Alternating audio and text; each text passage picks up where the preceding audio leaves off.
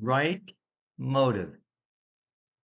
A girl brings her grades up out of anger to prove to her parents she can do it. Good result, wrong motive. A young man starts getting to work on time out of anger to show his boss he can do it. Wrong motive. A husband helps his wife out more around the house out of anger to prove that he can do it. Again, you have to question the motive there. Even though the action got the result, it was the wrong motive of the heart. We've all been there. Getting good results, but out of the wrong motive. Anger, spite, those kind of emotions. So sometimes the person criticizing us may not have a lot of tact and not come across as compassionate. And we tend to focus sometimes on that, the tact, the lack of compassion, than we do the message. And so maybe we do need to change. That was the message, right?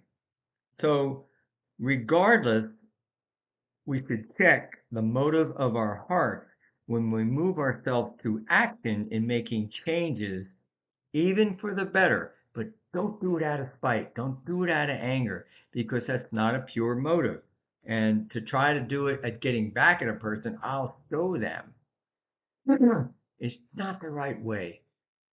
And it's not God's way. It is tempting to be angry at the person delivering the message, as I said, than it is to change because they're giving you some good critique. So we have to make changes first for God and out of love for others, and yes, even ourselves, because the Bible says, Jesus said, and when they asked him about what are the greatest commandments, he said they're summed up into two. Love the Lord your God with all your heart, your soul, your mind, and your strength, and love your neighbor as yourself. Self is important here. Love God, love each other.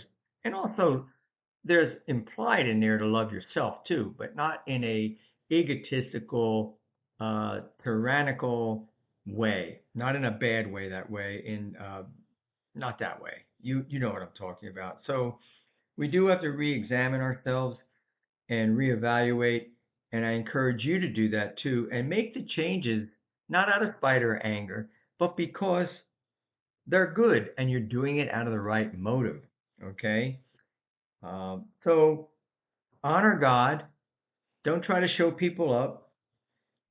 Bless those people who come to you, whether they've got a tactful or not, by acknowledging the truth behind the message that they're trying to give you. Okay? So the girl in the example that I gave about getting her grades up, it would have been a better, higher, more pure motive if she did it for herself, when she did it for God. She did it because it was right. And so I leave you with that today.